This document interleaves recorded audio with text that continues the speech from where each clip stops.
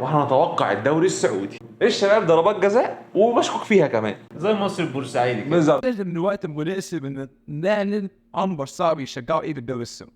المركز الثالث صغير جدا. السلام عليكم في نمبر 7. والفيديو اللي فات يا كابتن عمل قلق في الخليج العربي كله، في ضرب نار في الكومنتات يا كابتن. فاحنا بقى جايين نعلي العيار واحنا نتوقع الدوري السعودي، وجايين بقى كمان بلا فابريزيو رومانو بلا الكلام ده كله، جايين نحسم موضوع صلاح من مصادرنا الموثوقه جدا. أيوة. عنبر 7 هو القادم.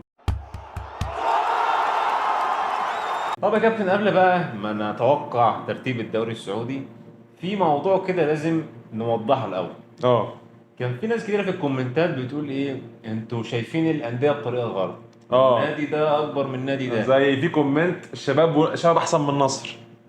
فاحنا بقى كاجانب على الدوري السعودي هنقول راينا في الموضوع ده. بالظبط. والمقياس اللي هنمشي عليه الشعبيه والبطولات. نبدا من تحت لفوق، والبدايه بالشباب السعودي.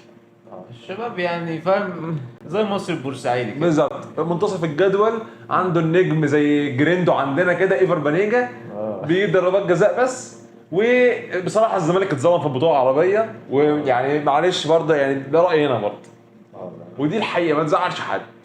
الشباب ضربات جزاء وبشكك فيها كمان، وبانيجا يحط البرينكا يعني اصبح الفل بقى يعني.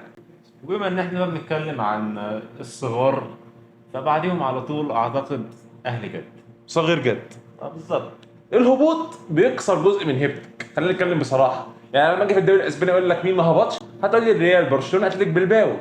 سان ميس لسه عندهم الهيبه. شفنا اول ماتش في الدوري الاسباني ريال واتلتيكو، ريال واتلتيك بلباو يعني، لا في هيبه للفريق. تروح هناك بتطلع بنقطه بالعافيه. بالظبط. لحد بقى ما جه موسيماني وصعد الاهلي، وابتدى بقى الدنيا طبعا تتحسن. بس انا شايف ان الهبوط بيكسر جزء من هيبتك وسط بقيه الانديه. ده غير الشعبيه بتاعتهم. يعني انت يعني ما تسمعش عنهم قوي غير بعد اسومه مثلا. السومه اسومه هو اللي عمل الهيصه دي كلها. صح. فبصراحه كده الاهلي صغير جدا. بالظبط. ننتقل بقى، ودي من اول المفاجآت بالنسبه لي، العالمي النصر السعودي. ليه بقى يا كابتن؟ انا شايف ان مقارنه بالزعيم والعميد ما عندوش بطولات دوليه، يعني تشامبيونز ليج وكده. فانا شايف ان هو دي بتقلل منك برضه، بس طبعا شعبيتهم جباره. يعني النصر عنده ده، غير بقى ان جاله كريستيانو رونالدو. فانت هتضرب في اتنين. بالظبط. لكن انت محتاج بطوله تشامبيونز ليج كده عشان تعرف ترد حتى على الجماهير اللي حواليك. وغير برضو الشعبية اعتقد ما هياش زي الاتحاد والهلال. لا طبعا. وده ياخدنا بقى للعميد اتحاد كده. طارق حامد بقى، وكهربا، ورومارينو، وسعد عبد الحميد. يعني دول بصراحة دول كبار جدا كده. بالظبط. عندهم بطولات كتيرة، عندهم 2 دوري ابطال اسيا. ده رقم حلو. انت اوريدي من كبار اسيا. لا وكمان اللي بيصعب موضوع دوري ابطال اسيا ده نظام البطوله. انت بيحط يعني غرب اسيا مع بعض وشرق اسيا مع بعض. ففي الاخر عشان كده دايما ايه، تلاقي في الاخر هلال ووراه ريد دايموندز مثلا. فهي عشان نظام صعب، فانت تكسبين دوري ابطال ده حاجه صعبه جدا. وكمان ده في حاجه بتعجبني في الاتحاد، اللوجو بتاعه رقم 1 نمبر 1 بصراحه جامده بصراحه. وده ياخدنا بقى لنمبر 1 الحقيقي، الحقيقة كابتن، وهو الزعيم الهلال السعودي. زعيم السعودية، زعيم زعيم المملكة، آسيا. زعيم اسيا، زعيم كل حاجة يا كابتن. كل سنه لازم نلاقيه في نهائي تشامبيونز ليج، وبيلاعب وراه ريد دايموندز زي ما عرفنا الاهلي بالسومه. نيجي بقى لبفاتيمبي جوميز. الوحش بيعمل لك كده على الارض. زي كهربا يعني عندنا. كهربا مين يا كابتن؟ نخش بقى على مستوى عالي قوي من الجد. ايوه. اللي فات ده كله كوم، واللي جاي ده كوم تاني خالص. انا اتوقع الدوري السعودي كله من 1 ل 18. بس اعذرونا عشان احنا اجانب عن الدوري وكده، اكيد ما نعرفش حاجه عن الاخدود والفتح والخليج وكده. فاحنا هنقول لكم بس من فيديو ترتيب التوب 4، بس في اخر الفيديو طبعا هينزل لكم على الشاشه من 1 ل 18 طبعا. بس احنا هنتكلم على 4 فرق الكبار ونرتبهم. فجاهز التوب ده؟ جاهز للمعركه؟ يلا يا باشا. يلا بينا. نبتدي بالاتحاد عميد السعودية. انا شايف ان الاتحاد اول 3 جولات اداء وسط ضرب، تشكيله 6-4-3-3. انا تشجعوني ومصر لوس انتوا على بنزيما وحمد الله مع بعض وجود على الشمال. لكن يبتدي شوف ده مشي ليه؟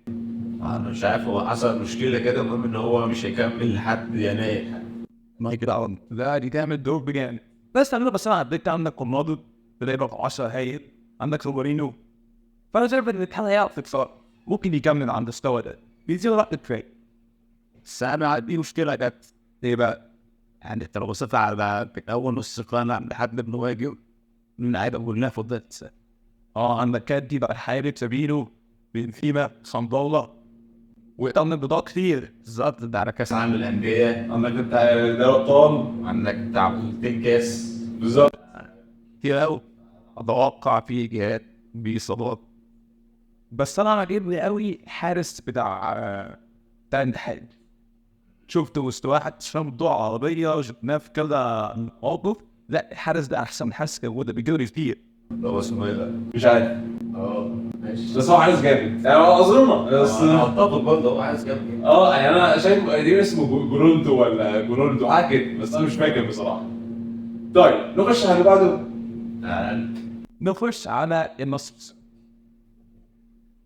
اخر ماتش شفنا 5-0 النصر بعد اول ماتش خساره. ايه تفسيرك اللي بيحصل في النصر؟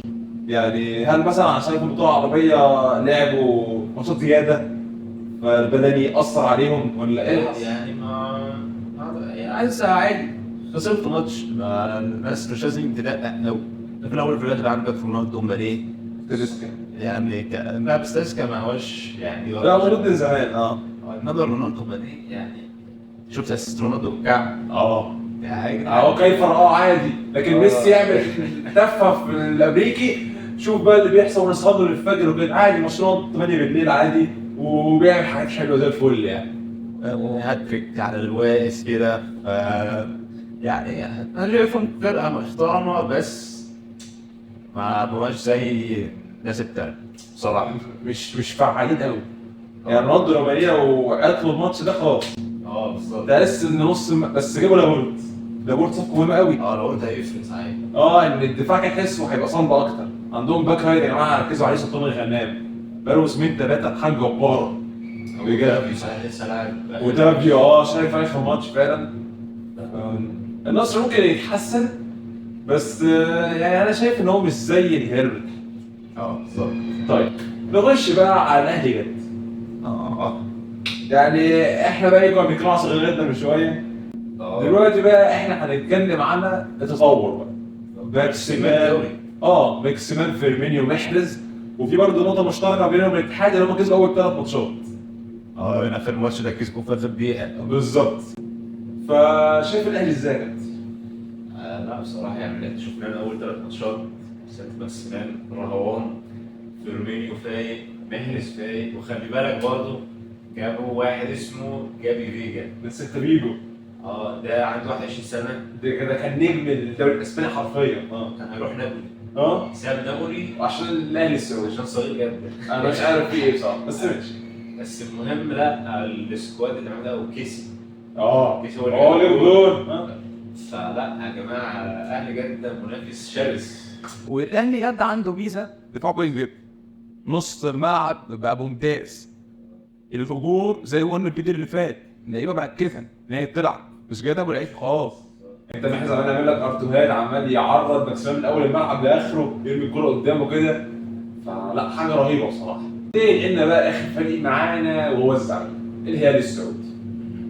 انا شايف الهلال كده الهلال بقى له 3 4 مواسم هو التوب، لان هو اصلا عنده قائم منتخب السعودي كله عنده. كانه سالم الدوسري، الناس البليهي ورا في الدفاع اللي بيغلس على ميسي، عندك المعيوف في حراسه المرمى. فانت عندك الهلال كده قوي اساسا كسعوديه.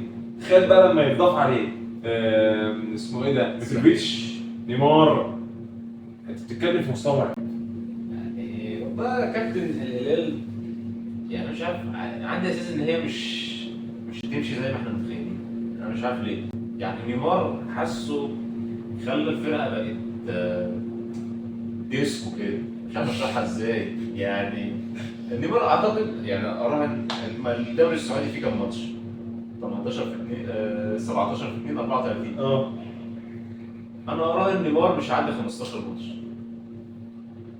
ليه كاصابات ولا كتركيز في الملعب وكده؟ كاصابات وكدلع وككل حاجه.